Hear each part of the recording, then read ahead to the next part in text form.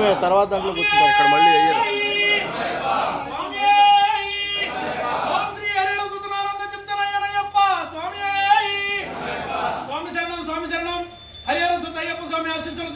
మానవంతవారిపాలెం పోలేరం తలుపులో నిర్వహిస్తున్నటువంటి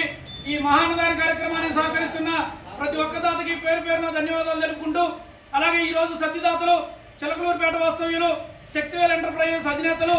దాసరి మోహన్ కృష్ణ గారు, వారి ధర్మపత్ని లక్ష్మీ ప్రసన్న గారు, వారి కుమార్తెలు హర్షిక గారు, మన్వీష గారు,